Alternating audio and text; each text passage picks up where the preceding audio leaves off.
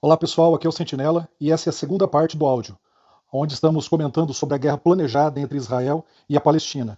Se você não ouviu a primeira parte, eu vou deixar o link na descrição desse vídeo. Ouça tudo com muita atenção.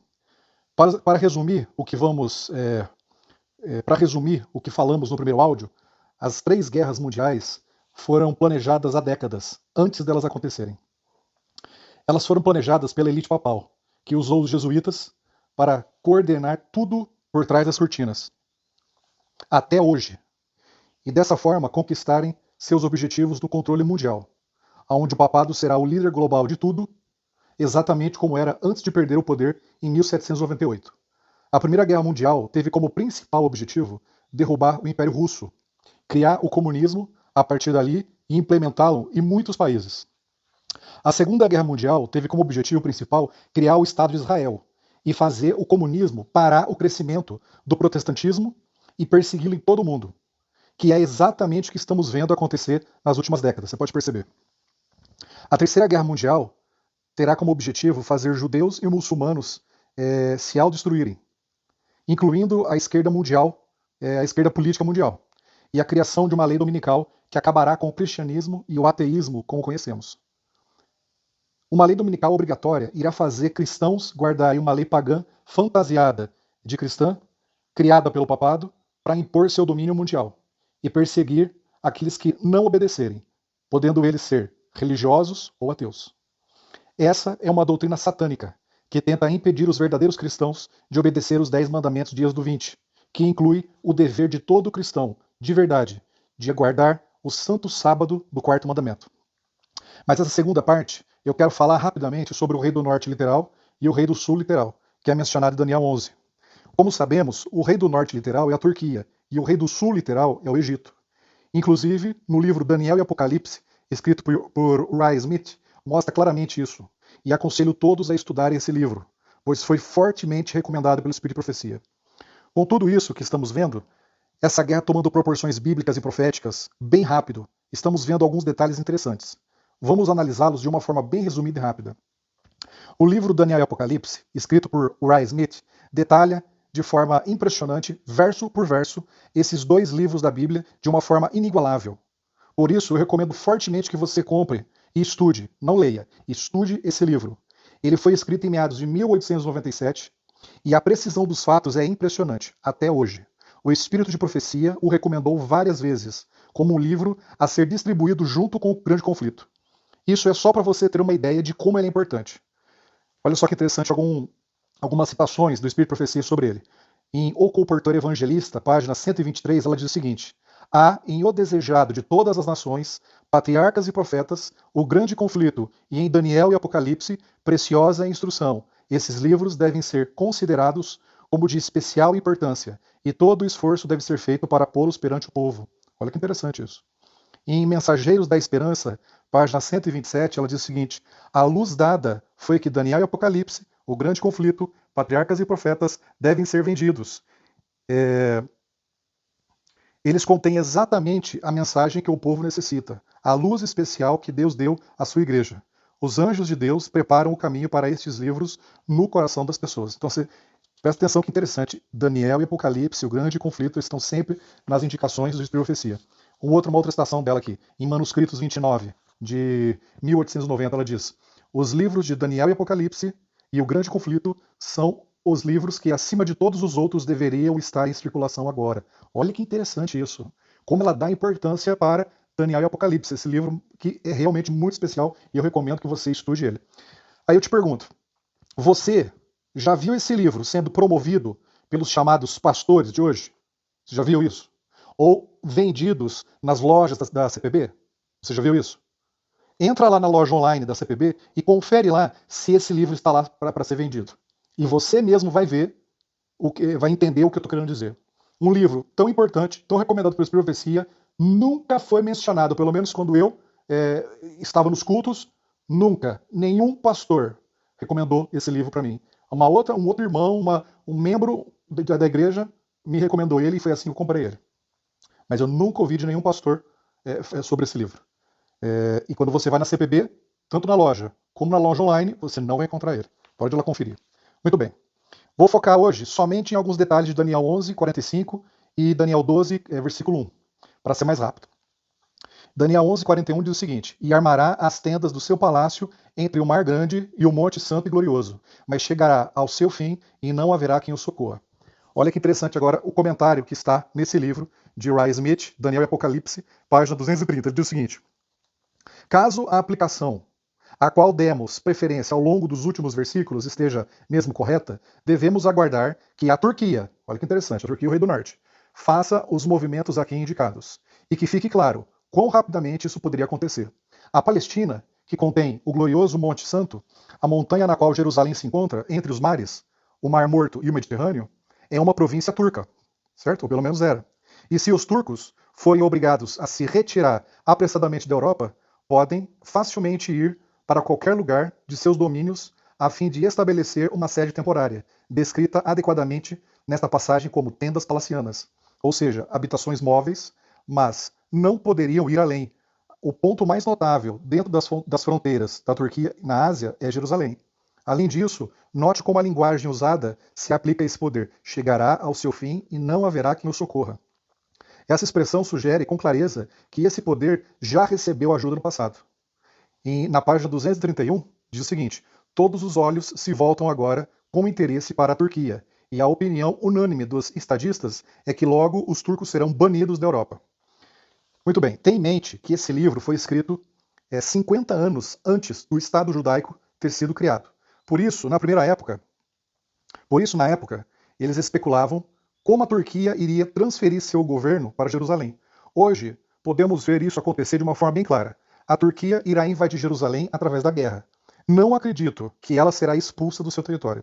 Ela irá invadir Jerusalém através da guerra e logo em seguida será destruída e ninguém será capaz de ajudá-la, como a profecia mostra. Mas essa semana chegou a mim um texto muito interessante que me faz acreditar fortemente que a Turquia não fará essa invasão sozinha, mas será ajudada por um poderoso aliado, que poucas pessoas perceberam no contexto profético, e por isso não estão comentando. Quem é esse aliado? Eu irei falar no próximo áudio, para esse aqui não ficar muito longo. Continuando então. No livro Daniel e Apocalipse, página 234, diz o seguinte: Na Turquia se decidirá o destino do mundo. Essas palavras de Bonaparte, em referência à destruição do equilíbrio da Europa, revelam o motivo que induziu os grandes poderes a tolerar por tanto tempo a existência de uma nação no continente cuja religião é falsa. Ele aqui está falando dos muçulmanos. Destituída de humanidade e uma desgraça à civilização moderna. Constantinopla, que é na Turquia, é considerada, por consenso geral, o grande ponto estratégico da Europa. Olha que interessante como Napoleão Bonaparte via os muçulmanos, né? Daniel Apocalipse, página 238, diz o seguinte: Em 1895, o mundo foi chocado pelo relato das terríveis atrocidades que os turcos e curdos infligiram sobre os armênios. Olha que interessante isso aqui. Relatos confiáveis revelam que muitos milhares foram executados, com todos os requintes de crueldade demoníaca. Aí eu te pergunto, isso não está acontecendo hoje novamente? Você está vendo os vídeos, você está vendo as notícias que chegam de como os muçulmanos entram em Israel e fazem aquelas atrocidades com as pessoas? E não somente contra israelenses, eles fazem contra o seu próprio povo. E culpam os judeus disso. Olha, as coisas que eles fazem são terríveis. Os vídeos que eu estou vendo, que mandam para mim, são terríveis. Então a gente está vendo isso de novo. Seguindo aqui. Por meio de seus embaixadores, as nações protestam e ameaçam. O sultão promete, mas não faz nada. Fica claro que ele não tem a disposição e talvez nem mesmo o poder para conter a maré de sangue. Muçulmanos fanáticos parecem tomados pelo frenesi de destruir todos os homens armênios e levar suas mulheres e filhos como escravos. Não é exatamente isso que eles fazem? Ou para um destino ainda mais lamentável. No momento em que escrevo, janeiro de 1897, conta-se que milhares de viúvas e órfãos vagueiam pelas montanhas da Armênia, morrendo de fome e de frio. E eles estendem as mãos desesperadas para, veja só quem? A Inglaterra e os Estados Unidos, na esperança de que esses os salvem da destruição total. Um sentimento de horror tomou conta da cristandade e um clamor tem se levantado de todas as terras, que os turcos sejam expulsos e cheguem ao fim. No entanto, o egoísmo das nações e a desconfiança de uma para com a outra as impedem de deter esse carnaval de matança e ruína por meio do destronamento da terrível Turquia. Desse modo, todas as evidências servem para mostrar que os turcos logo deverão deixar a Europa, onde eles colocarão as suas tendas palacianas. Aonde? Em Jerusalém? Sem dúvida. Esse é o local mais provável. E agora que interessante, em Daniel 12, versículo 1, diz o seguinte: nesse tempo se levantará Miguel. Que tempo? No tempo em que o rei do norte, a Turquia, entrar em Israel, invadir Jerusalém, colocar suas tendas palacianas em Jerusalém. Isso será um sinal de que Jesus se levantou do santuário celestial, parou a sua intercessão, finalizou a sua intercessão e agora tudo foi decidido. A porta da graça agora é fechada e as pragas estão prestes a cair. Em que momento? No momento em que a Turquia entra e coloca suas tendas palacianas em Jerusalém. Olha que interessante então aqui, ó.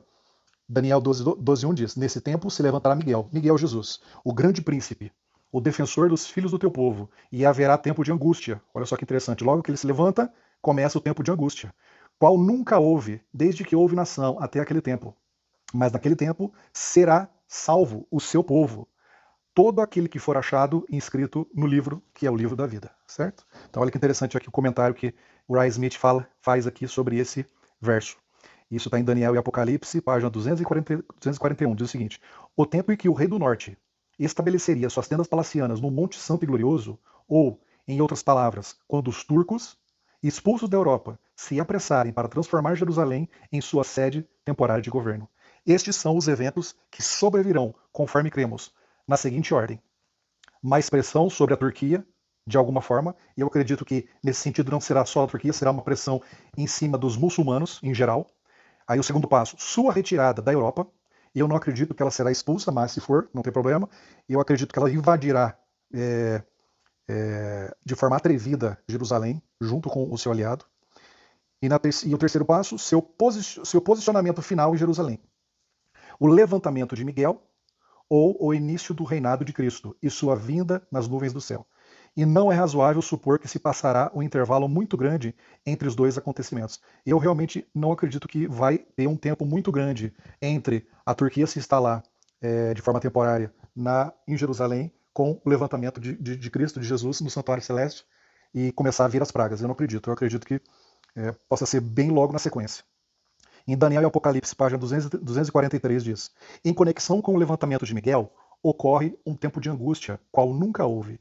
Em Mateus 24:21, lemos sobre um período de tribulação, como nunca existiu antes nele. Mas haverá depois essa tribulação. Essa tribulação, cumprida por meio da opressão e massacre da igreja pelo poder papal, já faz parte do passado. Ao passo que o tempo de angústia de Daniel 12:1, de acordo com o ponto de vista que defendemos, ainda é futuro. Como pode haver dois tempos de angústia separados por muitos anos, cada um deles maior do que qualquer outro, antes e depois de si? A fim de evitar qualquer dificuldade nesse ponto, é importante observar com cuidado a distinção a seguir. A tribulação mencionada em Mateus é sobre a igreja. Cristo está falando a seus discípulos e aos discípulos do futuro. Eles eram os envolvidos, e por sua causa os dias da tribulação seriam abreviados. Já o tempo de angústia mencionado em Daniel não é um período de perseguição religiosa, mas sim de calamidade nacional, calamidade global. Não houve nada igual desde que existe. Não uma igreja, mas sim nação. Ela sobrevirá ao mundo inteiro. Será a última angústia que acometerá o planeta em sua condição presente.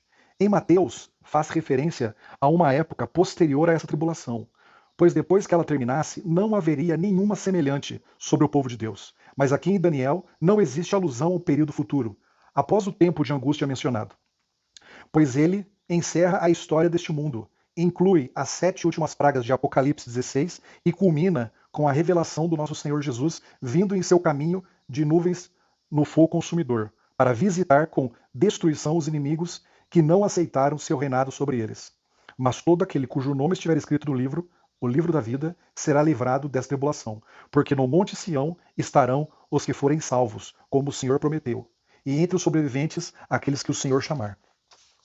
Então, meu amigo, resumindo tudo aqui, a Turquia é o sinal de Deus para o seu povo saber quando ele irá encerrar o seu trabalho de intercessão. Esse é o sinal que a porta da graça se fecha para o mundo, e assim começará a cair as pragas, e o mundo sentirá a grande tribulação. Por isso, a Turquia só irá conseguir armar suas tendas palacianas em Jerusalém depois que a lei dominical for imposta e todos tiverem tomado suas decisões. O movimento da Turquia, se estabelecendo em Jerusalém, será o último de uma série de eventos rápidos.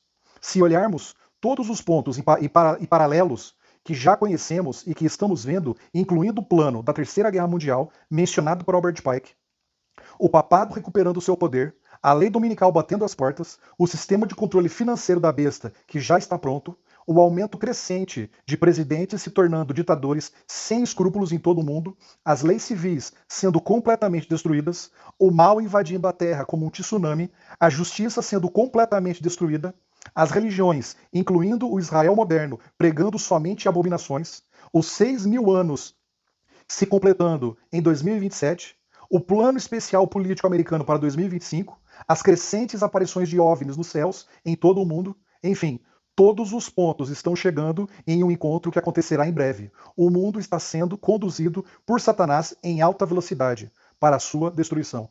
A pergunta que lhe faço é: você está pronto? Coloque a sua casa em ordem. Peça perdão pelos seus pecados. Se arrependa e pare de pecar. Faça uma análise da sua vida. Veja se existe algum ponto que você precisa mudar. Isso é urgente, meu amigo. Jesus está voltando muito em breve. Esse é o momento de amarmos o céu e a vontade de Deus. Reaprender a viver. E isso é urgente. Se arrependa e se entregue ao poder que vem do céu. Que o Senhor lhe dê poder. No próximo áudio, iremos abordar mais a fundo o Rei do Norte e quem é o seu grande aliado para invadir Jerusalém em breve. Até o próximo.